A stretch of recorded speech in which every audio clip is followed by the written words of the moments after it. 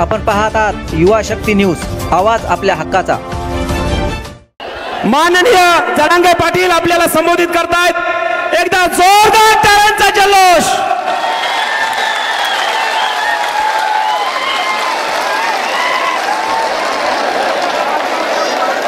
हिंदवी स्वराज्याचे संस्थापक राजे छत्रपती शिवराय,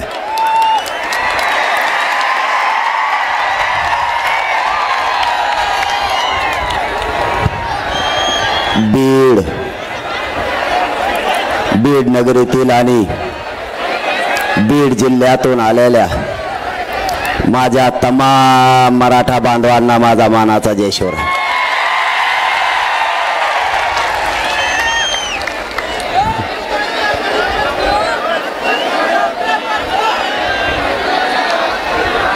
आपण नजर पुरत नाही इथपर्यंत विराट संख्येनं हे उसळलेलं मराठ्यांचं बीड जिल्ह्यातलं वादळ, हे मराठे जमलेत। हा आलेला बीड जिल्ह्यातल्या मराठ्यांचा एकजुटीचा महाप्रलय, हा महाप्रलय बघूनच येवल्याच्या एडपणाला संडास लागल्याशिवाय आता राहत नाही। आपण इतक्या विराट ताकदीने जमलात, त्यामुळे मी माझ्या मायबाप बीड जिल्ह्यातल्या मराठा समाजाच्या चरणी मनापासून नतमस्तक होतो।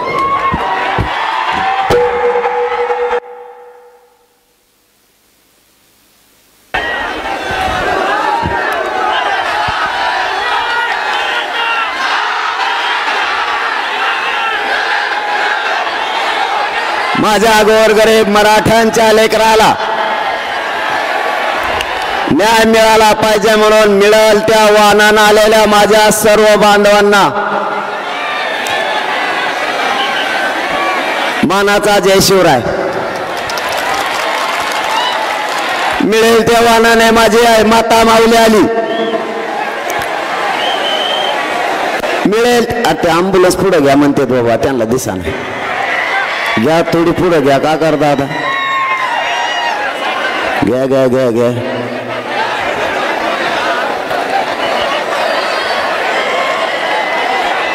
बीड जिल्ह्यातल्या कानाकोपऱ्यातून मराठा समाज स्वतःच्या लेकराला न्याय मिळावा म्हणून मिळेल त्या वाहनानं आलाय। इथंही सकाळपासून उपाशी तापाशी मराठा समाज बसलाय। जिथं जिथं जागा मिळेल तिथं तिथं मराठा समाजाचं दिसतोय। मुंगीलाही मध्ये शिरता येणार नाही अशी अफाट मराठ्यांनी एकजूट दाखवली।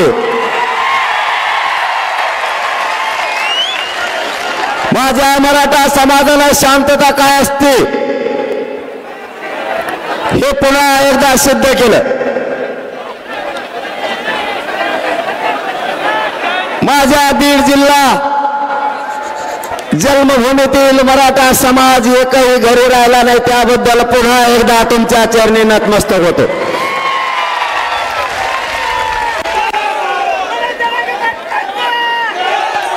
इतका वेळचे आपण बसलेला असताना आपण पाणी प्यायला सुद्धा जात नाहीत,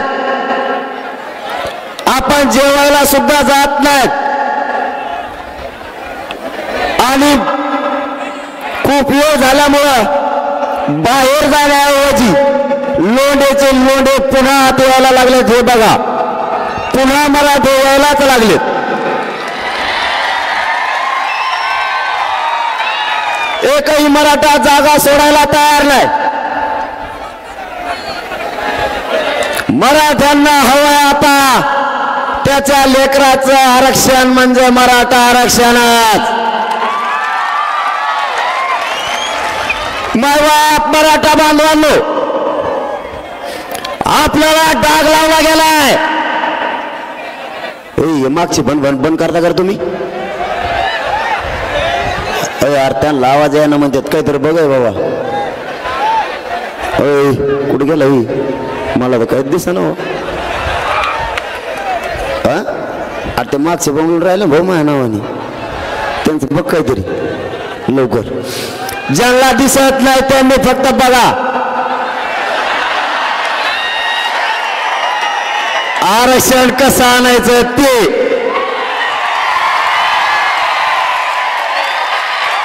आणि हे मराठे कसे आरक्षण आणते तुम्ही नुसतं बघा म्हणा. आता ज्यांना आवाज येत नाही ना, ज्यांना तुम्हाला दिसत नाही नका दिसून देऊ, आवाज येत असेल ना मग फजिती करायचं मागत का तुम्ही. आवाज कसं काय येणार त्यांना नाही म्हणते ते काय खोटं बोलते. येत आरक्षणचे आरक्षण नाही खोटं कसं काय बोलते. जेवढा येतं तेवढा आहे का मग काय करता. आता एखादी सांगा मी तुम्हाला मायबाप मराठ्यांना आपल्याला अर्ध्या घंट्यात सगळा विषय मांडायचा आहे. कोणीही आपली जागा सोडू नका आणि जागा सोडणारा बीड जिल्ह्यातला मराठा अजिबात नाही. आपल्याला डाग लावला गेला. शांततेने असणाऱ्या मराठा समाजाला डाग लावला. कोणी म्हणतं आमचे घर जाळले, कोणी म्हणतं आमचं हॉटेल जाळलं. आमच्यावर खोटा डाग लावलाय.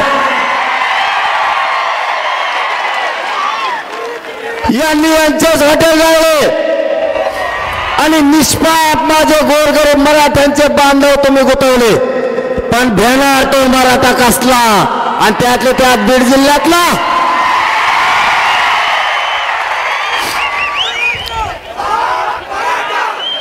जर मराठ्यांना काही करायचं असतं तर सरकारला आज माझी विनंती आहे. यार खाली बसा रे बुळबुळ. तुम्हाला आरक्षण भेटलं काय गड्या. हा नोंदी निघालं काय नका काय ना. आवाज इकडचा येतो ते आम्ही सगळेजण मिळून सांगू तुम्हाला काय करायचे. आम्ही तुम्हाला काही दफणार आहेत का काय. तुम्हाला सांगू कानात काय आहे त्या. आपल्याला मायबापावर डाग लावला. आपल्या पोरांनी काय नाही करू नये त्यांच्यावर गुन्हे दाखल केले. निष्पाप पोरांना गुंतवण्याचं षडयंत्र सरकारने केलं. आज इतक्या लाखानं मराठे कोणालाच मोजता येत नाहीत. मराठ्यांना जर काही करायचं असतं तर आज केलं असतं का नसतं. मग मराठ्यांनी शांतता रॅली काढली होती. शांतता. सरकार झोपू नका. मराठ्यांनी शांतता रॅली काढली होती. मराठ्यांना राज्यात शांतता हवी. करोडोच्या लाखोच्या संख्येने आज मराठा एकत्र आलाय. शांततेत शहरात गेला आणि शांततेत मैदानात आलाय. विनाकारण त्याला डाग लावू नका. आणि हाच मराठा या राज्याला शांतीचा संदेश देण्यासाठी लाखोच्या संख्येने एकत्र शांतता रॅली केली. हे कधीच कोणाची जाळपोळ नाही करू शकत.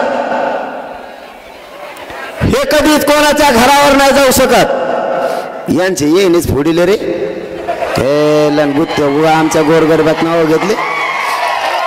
यांनातलं कंडे यांचं सुरू केलं येईन. ते येवल्याचं येडपट सगळ्या दुन्याचं भाव चाळलेलं तिकडून आलं आणि त्याच्यात पाहुण्याचं त्यानेच हाटल जाळीले. नाव आमच्या पोराचं घेते बधीर सगळ्या दुन्याचं. आणि त्याच ऐकत ती सरकार. हे त्याला दिसाना निसाना ते तर पिशीच घेऊन येत सध्या. बाजाराची पिशी त्याच्यात कागद आहेत.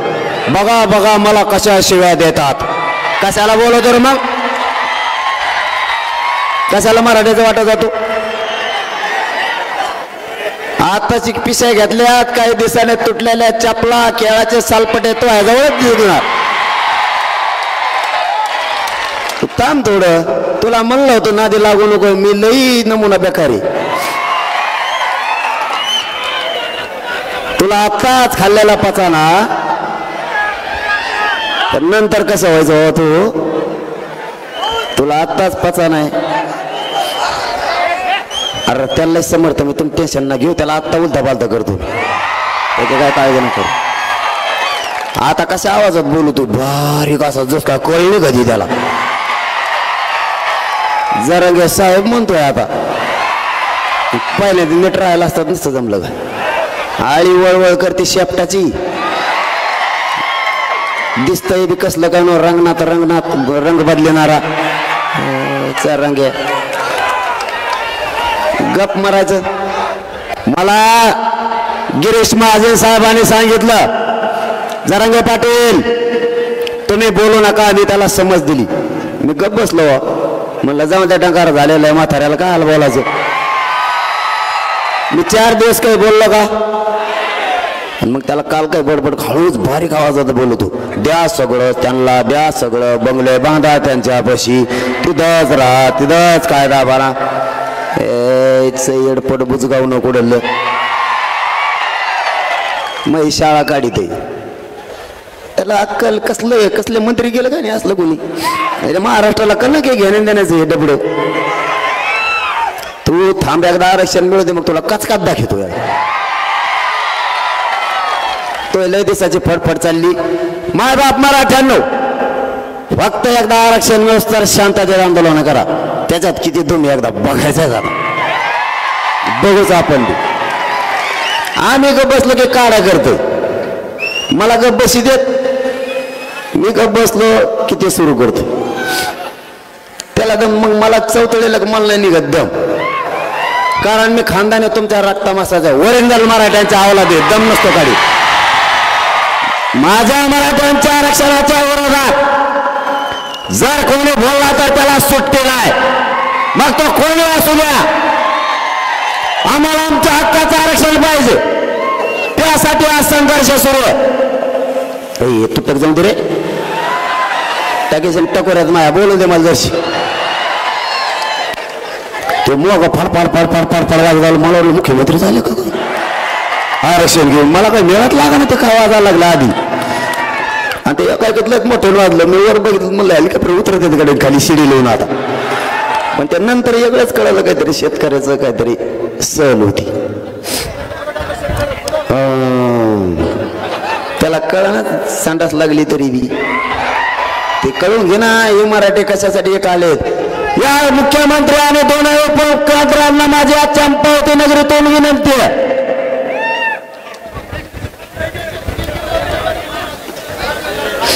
सरकार बाजूला आवाज आहे ना त्यांना दिसून दे लय अवघड आहेत भाऊ मागचे माणसं नेट बंदच होणार नाही इतके लोक असल्यावर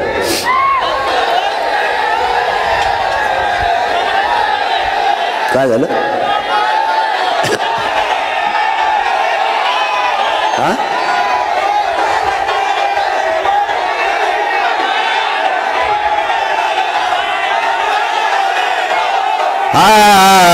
थांबा थोडं थांबा आणि मग मी कशाला आलोय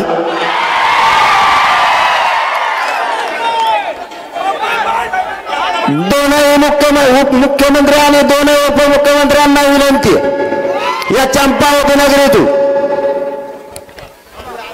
इथं 1 वर्षाचे लेकरं सुद्धा मांडीवर घेऊन माता मावल्या बसल्यात इथं 70 ते 90 वर्षाच्या आजोबा आणि आजी सुद्धा बसली आमची सगळ्यांची योजना एकच आहे मराठ्यांच्या लेकराला आता आरक्षण मिळवून द्यायचं त्याशिवाय मागं हटायचं नाही सरकारने शहाणपणाची भूमिका घ्या त्या व्यक्तीचं ऐकून जर तुम्ही मराठ्यावर अन्याय केला तर तुम्हाला जळ जाईल त्याचं ऐकू नका असा उद्देश दिसायला लागलाय देशातले जेवढे राज्य त्या राज्यातली मोठी जात संपवण्याचा तुम्ही घाट घातला असा अंदाज दिसायला लागलाय पण शेवटी एकदा जर मोठा सगळा समुदाय खवळला शांततेत काय होईना तुमचा सुपडा साफ झाला म्हणून समजा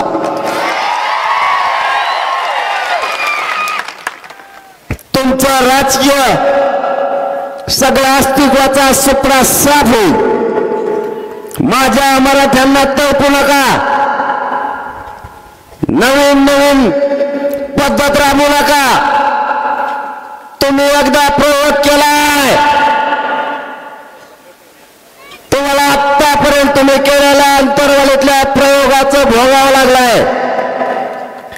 आता सावध व्हा. काय कोपऱ्यातल्या करोडोच्या संख्येनं मराठा समाज एकत्र आलाय आणि हलायला सुद्धा तयार नाही. तुम्ही सामंजस्यानं ठरल्याप्रमाणे मराठा समाजाला आरक्षण द्या. त्याचं ऐकून जर तुम्ही मराठ्यावर अन्याय केला तर आता पुढचं होणारं आंदोलन तुम्हाला 100% जड जाणार. कारण ही फक्त एकटा बीड जिल्हा आहे.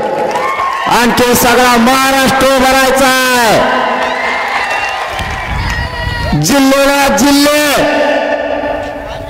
आणि घराला घराबाहेर पडणार आहेत. मी सगळ्याला पाणी पाहिजे तर मला पाण्याची काय गरज आहे. मिले निवारण म्हणून आहे. पाणी भाषण उसर पेत नसतो. भाषण झाल्यावर 1.5 घंटा पेत नाही. पण त्याला पाणीच पाहिजे. त्याचा खोटाच उपटेला दुसरा ठोकला. कारण तुमचाच मुर्ग आहे. मी काय लोकच थोडाच आहे. मला परिवारच मानत नाही. लोकांचं उलट आहे. लोक मध्ये आधी कुटुंब मग बाकीचं. आपलं तसं नाही. आपला उलटा खेळ आहे. आधी समाज आणि मग कुटुंब. हा मराठा समाज माझा मायबाप आहे. या समाजालाच मी मायबाप मानलंय. आणि ज्या समाजाला मायबाप मानलं त्यांच्याशी माझं लेकराचं आणि माय माऊलीचं नातं झालं. आम्ही माय लेकरं झालो. मग या समाजाची गद्दारी करायला हे आंदोलन उभा केलेलं नाही.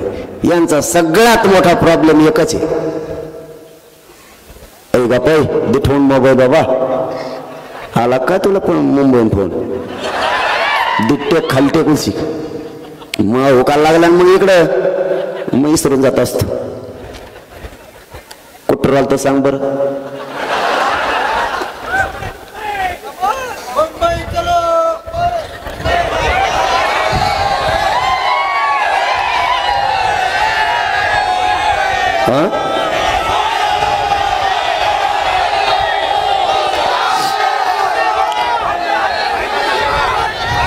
या महाराष्ट्रातल्या मराठा समाजाला परिवार मानलं आणि या समाजासाठी पूर्ण जीवनच अर्पण केलंय.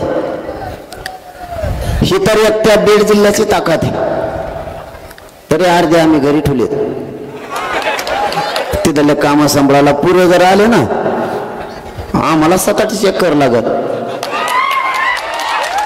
महाराष्ट्रातल्या कानाकोपऱ्यातून मराठा समाज आंदोलनात सहभागी झालाय. माय बापा तुम्हाला शब्द देतोय. तुमची एकजुटीची ताकद मी जिवंत आहे तोपर्यंत व्हायला नाही जाऊन देणार. यांचा प्रॉब्लेमच ते मी यांना मॅनेज होत नाही. सगळ्यात मोठा प्रॉब्लेम असेल तर ते. कारण काय झालंय मन पैशात जमत नाही. पदाचं मोह जमत नाही. आणि इंग्लिशचं मोह तर कदर झालाय पुरा. जमतच नाही. आयला ते म्हणतात मग हे जमत नाही म्हणलं तर मग आरक्षणच द्यावं लागत. काय चुकीचं करतोय मी काय चुकीचं केलं. मी खाऊन जगण्यासाठी नाही आलो. खाऊन जगण्यासाठी तर कोणी पण येतं. या समाजाच्या मराठ्यांच्या लेकराच्या चेहऱ्यावर आरक्षण देऊन आनंदाने हसू बघायचंय एवढं स्वप्न आहे आपलं.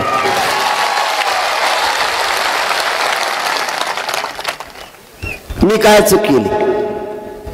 माझ्या मराठा समाजानं आरक्षणाची मागणी केली. दशक व्हायला गेले. पिढ्याना पिढ्या बर्बाद झाल्या. आई बापानं लेकरं शिकायचे आणि स्वप्न बघायचं. माझा लेकरं सुद्धा अधिकारी होईल आणि माझ्या वाट्याला आलेलं कष्ट कमी होईल. वेळ प्रसंगी बापानं कर्ज काढायचं पण मुलं शिकवायचे. पैसे कमीच पडले तर आईला स्वतःच्या अंगावरचं सोनंही मोडायचं पण लेकरं शिकवायचे. तिचं स्वप्न होतं माझं लेकरं मोठं होईल आणि हे लेकरं मोठं झाल्याच्या नंतर माझ्या वाट्याला आलेले काबड कष्ट कमी होते, पण या आरक्षणाने घात केला आणि 1% हुकलेलं लेकरू घरापर्यंत रडत यायला लागलं. दोघांच्याही स्वप्नाची राखरांगोळी झाली. दोघांचं भविष्य उद्ध्वस्त झालं. मायबापाओ, आता सावध व्हा. एवढी संधी आहे मराठ्यांना आरक्षण मिळवण्याची. या संधीचं सोनं करा. आपल्याला आरक्षण 100% मिळते, त्याच्यात काळजी करायचं कारण नाही. देव जर व्हावा तरी मराठ्यांना ओबीसीत आरक्षण मिळणार आणि तेच आपण घेणार. आपल्या नोंदी सापडल्यात. मी माझ्या गोरगरीब मराठा समाजाच्या आरक्षणाची मागणी केली. मायबाप मराठ्यांना ते मला काय म्हणायला लागले माहिती का तुम्हाला? मला ते शत्रू मानायला लागले, मला दुश्मन समजायला लागले. मायबापावर मी काय चूक केली? माझ्या गोरगरीब मराठ्यांच्या पोरांच्या वेदना मानल्या. माझ्या गोरगरीब समाजाच्या आरक्षणामुळे होणारे त्रास मानला. पोरांच्या आत्महत्या व्हायला लागल्यात. कालच आपला बीडचा भूमिपुत्र मनोहर भाऊ सिंगल यांचं बलिदान याच मराठा आरक्षणासाठी गेलं. कवर झोपता सरकार. आमच्या लेकरांचे मुर्दे पडायला लागलेत. बीड जिल्ह्याच्या बलिदानासह या राज्यातलं एकही बलिदान मायबापा एकही वायाला जाऊ द्यायचं नाही. सरकार श्वास घेत आहे. सरकार मराठ्यांचा अपमान करत आहे. सरकार मराठा समाजाची फसवणूक करत आहे. मराठ्यांच्या जीवावर सत्तेच्या गाद्या मिळवायच्या आणि गादी मिळाल्यावर त्याचा लाभ या छगन भुजबळासारख्या द्यायचा.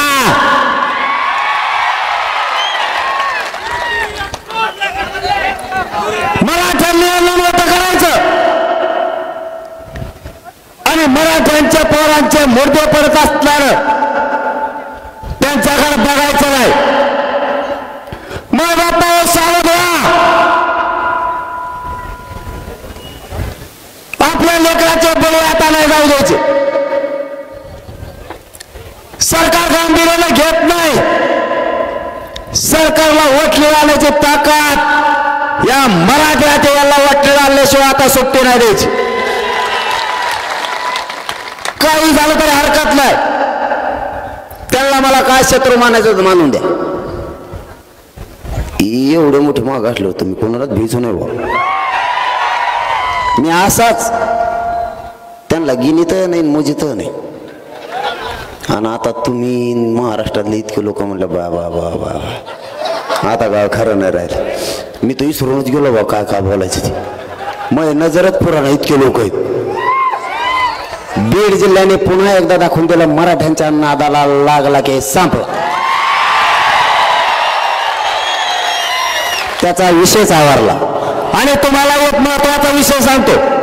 जे आपल्या लेकराच्या बाजूने ना तोच नेता आपला नसता. नेता फेता नाही. जातीपेक्षा नेत्याला मोठा नाही मानायचं. जो आपल्या लेकराच्या पाठीशी उभा राहील, स्वतःहून पुढे येईल, तो आपले मत घेण्यापुरता जर दारात आला तर त्याला चपलानेच वागवायचं, सोडायचंच नाही. आता नाही सुट्टी. बस झाले. आमचं रक्त खाऊन तुम्ही पिलात. 200 पेक्षाही जास्त आमचे बळी गेलेत. किती दिवस रक्त पिणार? ही समाज स्वतः आहे. याने देशाचं संरक्षण करणारा मराठा समाज आहे. देशाचं त्याला संपवायला निघाला. तुमचा स्वप्न साफ करूनच मराठा थांबेल. तसा आता थांबत नाही. आमच्या जीवावर मोठं व्हायचं. आमचे पडणारे मुर्दे हसत बघता, तुम्हाला लाजा वाटत नाही? तुमच्या डोळे देखता तुमच्या राज्यातलं मराठ्यांचं लेकरू आत्महत्या करते आरक्षणासाठी, आणि तुम्ही उघड्या डोळ्याला बघून त्या मदती देता. राज्याचा पालकत्व तुम्ही स्वीकारलंय. एका दणक्यात प्रश्न मार्गी काढायला पाहिजेत. नाटकं कशाला?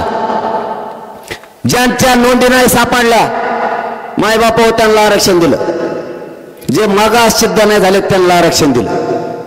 मराठा जात मागासही सिद्ध झाली आणि शासकीय नोंदी मिळाल्या तरी मराठ्यांना आरक्षण नाही. याचा अर्थ तुम्हाला मराठा जात संपवायची, पण ही जातीचं इतकं मुळं खोल गेलेलंही तुम्हाला संपवणार तर नाहीच, पण तुम्हाला कमीत कमी 2 पिढ्या संडास लागून जर मराठे मागा लागले तुमचा कार्यक्रमच संपला.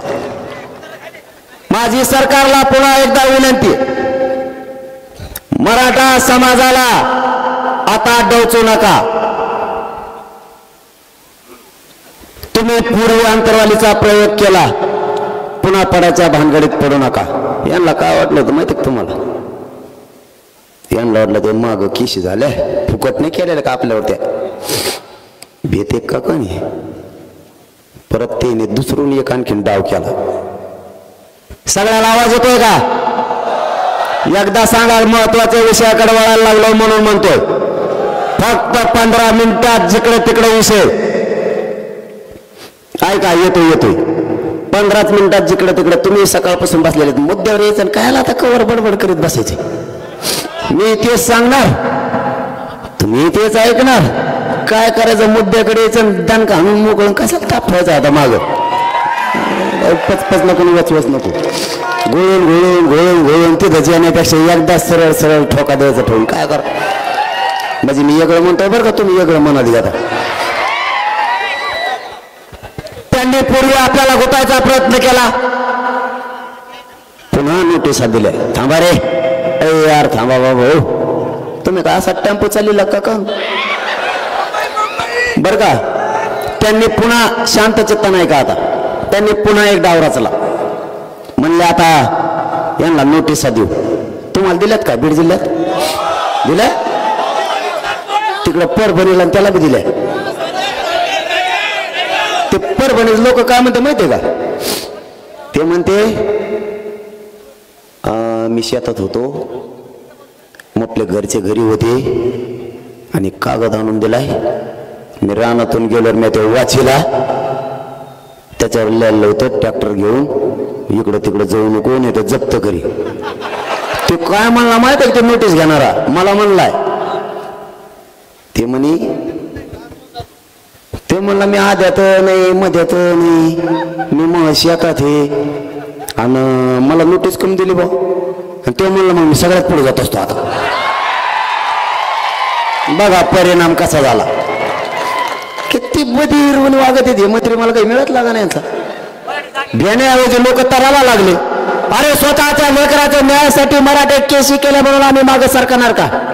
आमच्या लेकराचे मुद्दे आम्ही नाही बघू शकत. आरक्षण हिसकू न चालणार, त्याशिवाय सुट्टीच नाही. मराठा बांधवांना विनंती आहे, तुम्ही मला 17 तारखेला शब्द दिलाय, महाराष्ट्रातल्या मराठ्यानं आंदोलन करायचं, पण शांततेच्या आंदोलनात प्रचंड ताकद आहे. प्रचंड. ते ब्रह्मास्त्र पेलण्याची ताकद कोणाचाच हिंमत नाही, कोणाचाच. म्हणून तर आरक्षण निर्णयाच्या प्रक्रियेत आले. शांततेत, पण मराठा आरक्षण घेतल्याशिवाय मग हटायचं नाही. शब्द पाळायचा, मोडायचा नाही, अजिबात नाही. किती तारीख ठरायची तुमच्या अंदाजाने? मुंबईच म्हणतो.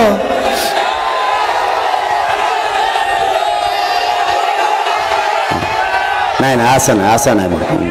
नाही याला काय अर्थ आहे मग? अरे बाबा हा, पण याला काय अर्थ आहे का? थोडं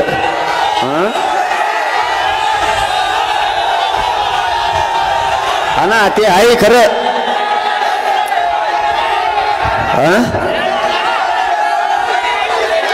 अच्छा अच्छा हा कळले थांबा आता गप्प बस.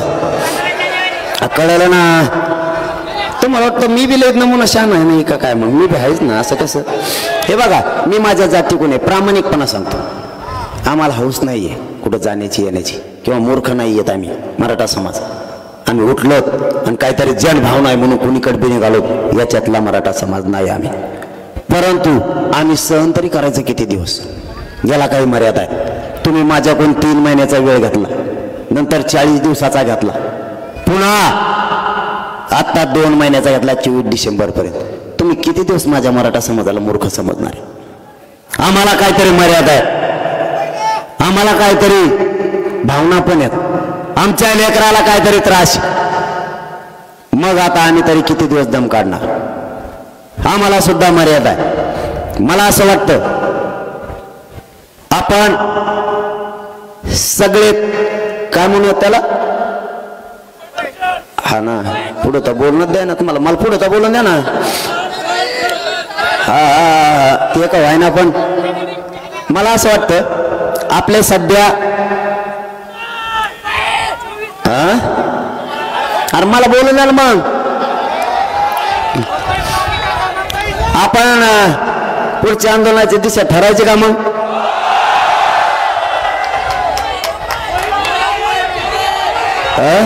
हा दिशा ठरवायची का तारीख पण ठरवायची का.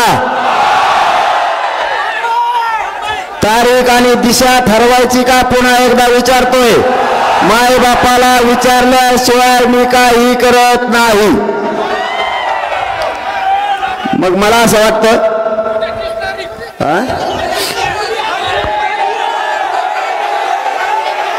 नाही इतक्या जवळ आहे का. अरे हा मग लढायचं ना मग जिंकून सुद्धा यायचं असं नाही मग. हा उठलं की पळाले असं नाही मग. गाफील वागायचं नाही. गाफील आणि घात होतो समाजाचा आणि स्वतःच्या आत्मविश्वासाचा सुद्धा. अजिबात असलं नाही वागायचं. मग मी तुमचंच पोरग आहे फक्त डाव टाकले म्हणून इथपर्यंत यशस्वी झालंय. फक्त डाव टाकले ताकद नाही माझ्या अंगात फक्त बुद्धी वापरली आणि त्याला जोड तुमच्या शक्तीची आहे म्हणून यशस्वी झालंय. गडबड गोंधळात माणूस फसतो. मागं पुढं बघून चालायचं. काटा आहे का चिखल आहे का पाय टाकायचा का फसत नाही. आणि जेव्हा माणूस फसत नाही तेव्हा जिंदगीत कधीच अपयशी होत नाही. कधीच तयारीला लागा. तयारीला लागा. तुम्ही 15 म्हणलात पण 15 नाही. त्याचं कारण बी सांगतो. आपलं सगळं खरं असतं. कारण असं 18 त्यांनी काय डाव टाकला माहिती का तुम्हाला. थांबा ना त्यांनी काय डाव टाकला माहिती का तुम्हाला. तुम्हाला माहित नसला तर ऐका काय डाव टाकला. त्यांनी आपल्याला नोटिसा दिल्या आणि त्या मुंबईला 144 लागू केला. किती तारखेपर्यंत 18 पर्यंत. चला 20 जानेवारी मुंबई आमरण उपोषणाला. आमरण उपोषण मनोज जरांगे मुंबईतल्या आझाद मैदानावर 20 तारखेला करणार. त्याला भेटायला मराठे येणार. आम्ही भेटायला नाही यायचं का. भेटायला येणार नाही का. तुम्ही मला भेटायला कस काय येऊ नका म्हणणार. तुम्ही ट्रॅक्टर दाबून ठेवता. मराठ्यांना दाबणं सोपं नाही भाऊ. आरक्षण पाहिजे मोकळं माघारी येत नाही दादा. मला एक सांगा तुम्हाला तारीख पटली का नियोजनाला टाइम पाहिजे. सगळ्यांनी मनापासून शेवटपर्यंत हातवर करा नाही तर बदलायला. शेवटच्या टोकापर्यंत 20 जानेवारी रोडवर बसलेले हवेवरचे सगळ्यांना तारीख 20 जानेवारी सगळ्यांना मान्य आहे का. फक्त शांततेत जायचं.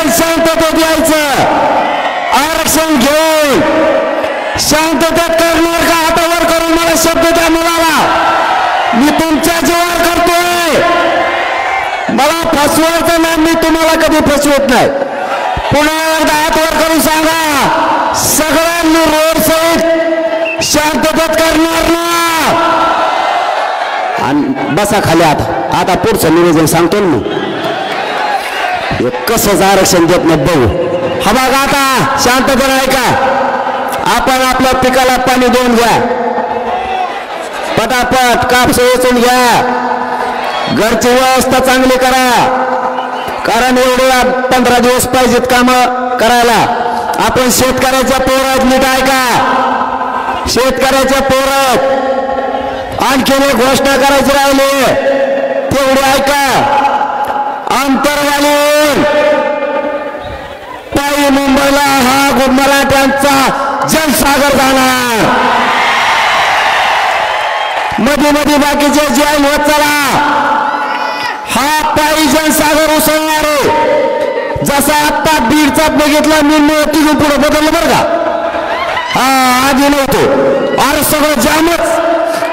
आणि मग पेपेत जायचं डांबराने चट्टीत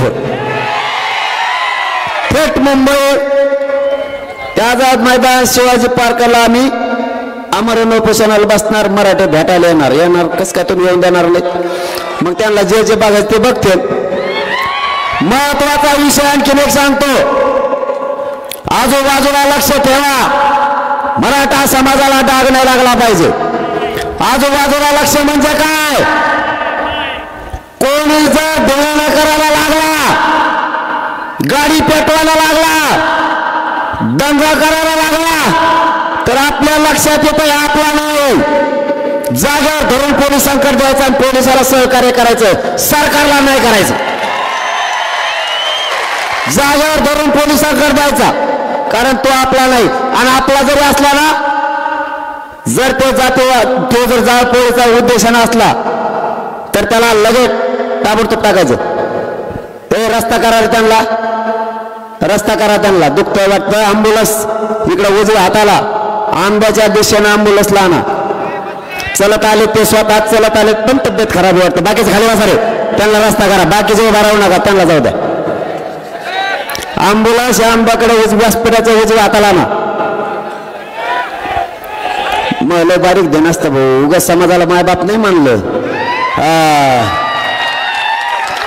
मायबाप तुम्हाला महत्वाचा विषय सांगायचा होता तो सांगतो. आजूबाजूला बारकाईने लक्ष ठेवा.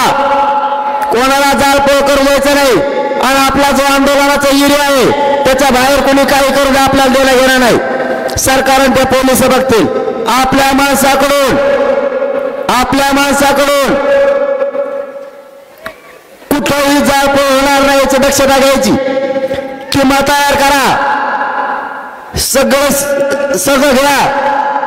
बऱ्याच दिवस माघारी यायचं नाही. कोणाचं बंद पडून तिकडं काही होऊ. त्याने फक्त आपली संडाची व्यवस्था करावी अशी आपली इच्छा आहे त्यांनी. कारण आम्ही जवळपास 3 कोटीपेक्षा जास्त येणार आहे. थोडे तितके नाही. मराठी घरी राहत नसते. आणि मी मुंबईला निघालो. जर तुम्हाला आणखीन एक सांगायचं राहिलं बांधवांनो, आता शेवटाकडे आहेत आपण. म्हणजे संपला आपला, आता संपत आले सभा.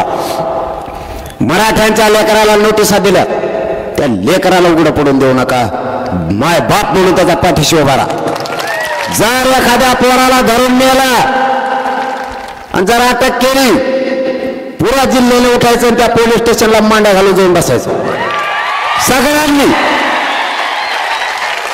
दगड नाही, भोंडा नाही, काही नाही, नुसती मांडी घालून बसायचं जायचं. काय म्हणायचं माहितीये का, पोलीस निरीक्षक साहेब पोरग सोडा म्हणायचंच नाही.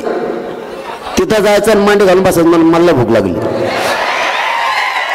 4-5 लाखाला जर एक वडापाव द्यायचं म्हणलं तर मेलच ते वडेपाव खायचं आणि रेटून 3 टाइम तिथंच झोपायचं. पोरग सोड म्हणायचं नाही, फक्त म्हणायचं आरक्षण दे, एवढंच म्हणायचं. हे आपल्याला खेटा ठरवलं नाही यांनी. मग मराठी बी काय असते ते आता बघा तुम्ही. आता 20 जानेवारी फक्त शांततेत, कारण हा महाप्रलय इतका मोठा असणार आहे. सगळीकडे ब्लॉक होणारे बारकाईने लक्ष ठेवा. कुणाला उद्रेक करू द्यायचा नाही. आपल्या आंदोलनाला गालबोट लागू द्यायचं नाही. पण आरक्षण घेतल्याशिवाय माघारी फिरायचं नक्की. आणि तुम्हालाही सांगतो हे काय अटक करायची यांच्यात एवढी दम नाही त्यांच्यात. ह्या पोलिसाचा दोष नाही हो, ते 2-4 जण तिथं आहेत का 4-5 जण आहेत ते मुद्दाम अंदाजा बघत आहेत. नाव मला माहिती आहेत बरं का, मी तुम्हाला थोड्याच दिवसात सांगणार आहे. त्यांना तर आयुष्यभर गुलाल लागू देऊ नका, आयुष्यभर. त्यांचं नाव मी सांगतो मराठ्याच्या मुळावर कोण. या चंपावती नगरीतून आणखी घोषणा करतो, मराठा समाजाचे आमदार, खासदार आणि मंत्री या चंपावती बीडच्या नगरीतून जाहीर मराठा समाजाच्या वतीनं तुम्हाला हात जोडून विनंती करतो, मराठा समाजाच्या लेकराच्या पाठीशी उभं राहा.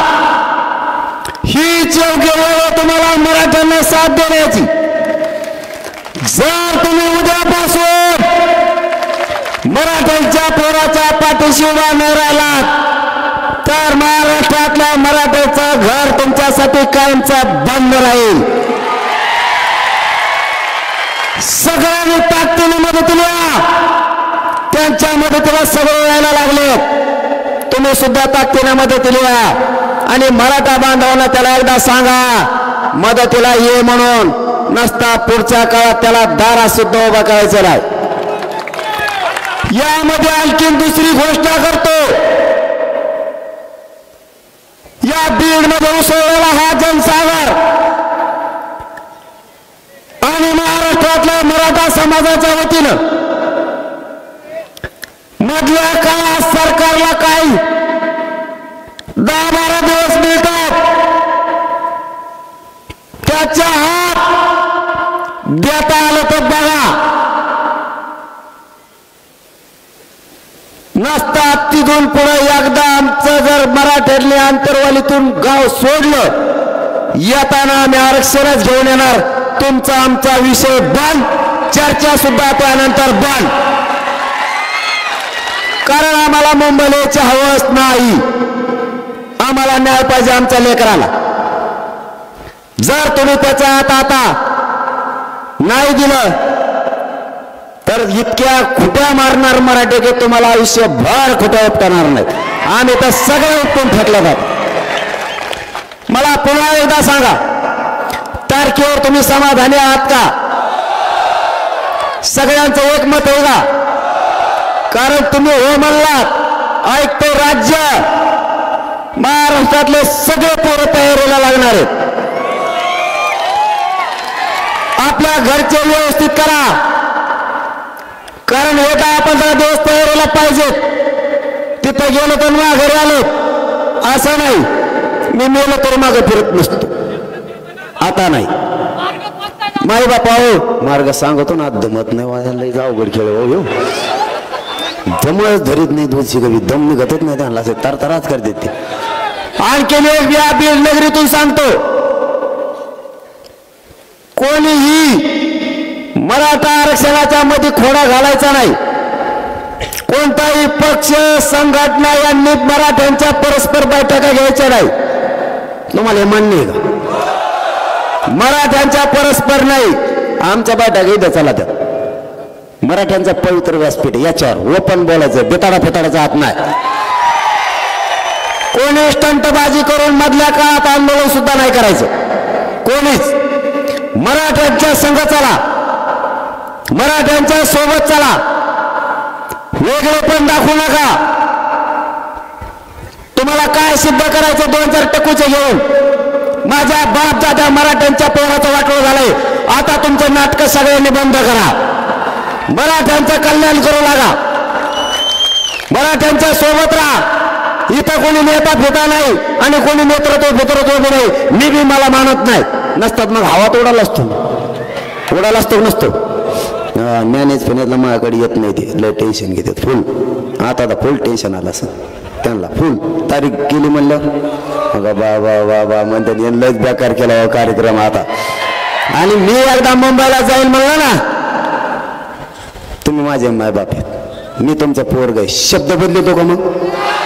आता 20 ठरली म्हणजे ते रोड आता पुशिलेच म्हणायचे सगळे, दाना दाना दाना दाना दाना दाना. फक्त शांततेत काना निघायचं. कारण आपल्याला काय करायचंय ते सांगतो. हे बघा आणखीन प्रामाणिकपणा आहे आपल्या डोक्यात. नाही मार्ग 2-3 दिवस सांगून आता ते शोधा लागेल कुंकडून जायचं, कसं जायचं, कोणत्या बाजूने गेल्यावर जास्त बघायला मिळतात. कुंकडच्या बाजूने गेल्यानंतर खूप छान दिसतं, ह्या बाजूने गेल्यावर खराब दिसतं, तिकडून नको. इकडच्या बाजूने गेल्यानंतर खूप सुसज्ज आहे ती बैल बघायचा आपल्याला. ते नाही का ते लयच पळतो लयच बेकार दिसतो कसला काय त्याला आपण बघू नाही का. मग आम्हाला उपोषण करू नये का मुंबईत सांगा बरं. हा मग उपोषण मुंबईत करून द्यायचं नाही का आम्हाला तुम्हाला. मग आणि हे लोक भेटायला येते ना आता मग त्याला येऊ नका म्हणता का. मी काही वाईट डिसिजन घेतलं का. माझ्या मराठा समाजानं कायद्याच्या अधीन राहून आमरण उपोषण मराठ्याचं सुरू. तुम्ही कस काय करू नको म्हणतो. आणि मला तिथं भेटायला आल्यावर मला दुखायला लागलं. मला बघायला मग आपले मायबाप समाज पाहिजे ते बघायला येणार ना. मग ट्रॅक्टर येऊ दे नाही तर रिक्षाने दे, तुला काय करायचं रे. आणि तू आडीवर त्याचा ट्रॅक्टर दुसरं ट्रॅक्टरच आडीव. मग सांगतो तुला आडीव तू ट्रॅक्टर कसा आडीव होतो ती. ट्रॅक्टर आडीवतो म्हणजे ट्रॅक्टर आमचं, डिझेल आमचं, फजिती आमची होणार, डिझेल आम्ही टाकणार, उपाशी मारणार आम्ही. तू आमचं ट्रॅक्टर आडीणार येवर तू आडायला. त्याला काय करा, त्याला हाणायचं मारायचं नाही. त्याला ट्रॅक्टर टाकायचं आंदोलन आणायचं आपल्या गोडीत. त्याला भाकर फिकर बी खाऊ घालायची. खा म्हणायचं बेसन भाकर द्या, फक्त कांदा देऊ नका. कांदे खायला ते येवल्याचं एअरपोर्ट राहून द्या. असंच भंगार सगळ्या दुनियाचं माया नादी लागत आहे. आता बघतो तो याकडे मजा बडबड. मी जरंगे पाटलाला काय करणार आहे, पाठिंबा देतो. काय देतो रे, पाठिंबा देतो. बुजगावनं कुडलं हे कसलं हे भंगार सगळ्या दुनियाचं. मी गप बसलो होतो ना, काही नादी लागायची गरज आहे का. ज्ञान देण्याचं आज काय काल कळलं असं त्याच्या पोटात आळी वाळ वाळ वाळ वाळ वाळ वाळ वाळ वाळ करते. आभाळ आलं का त्याचं थोडं डोक आणि त्यांना नाही पचत खाल्लेलं ती बसला का उठतच नाही असं त्याचे लोक सांगत येत. मराठ्याचा नादी लागल्यावर कायमचं त्याच्यातच बसा लागत. शहाणा होय आमच्यापासून लांब जाय, मराठ्यांचा नाद करू नको. एकट्या बीड जिल्ह्यानं अख्खा महाराष्ट्र ढवळून काढला. एकट्या बीड जिल्ह्यात तो आमच्या नादी लागू नको. जाहीरपणानं सांगतो 20 जानेवारीची तयारी करा, पण शांततेची. आपण कायदेशीर मार्गाने उपोषण करू, पण कोण कुठे बसेल आम्हाला माहित नाही. रोड मोकळे ठेवा, बसायची व्यवस्था राहून द्या. नसेल तर आमच्या धोरणाने आम्ही बसू. पण जाहीर सांगतो मराठे जर मुंबईकडे कूच केली, मराठे जर मुंबईकडे निघाले तर मराठ्यांचा निघालेला विराट समुदाय हा माघारी न फिरणार, आरक्षण घेऊनच माघारी फिरणार. कोणाला अडवायचं ते आता आरक्षण घेतल्याशिवाय सुट्टी नाही. आता देव जरी आला तरी मराठ्यांना आरक्षण द्यायचं. मराठे दंड थोपट तयार आहेत. मराठ्यांनी फक्त शांततेत चला. तुमच्या शांततेचे नुसते धूळ जर उडाली तरी सरकार मुंबईत सुद्धा राहणार नाही. सगळं आपण आपल्या गावाकडे येणार. फक्त तुम्ही शांततेत चला. माझी सगळ्याला विनंती आहे, शांततेत आंदोलन करा. आणि आता मावशी होत तुम्हाला कामी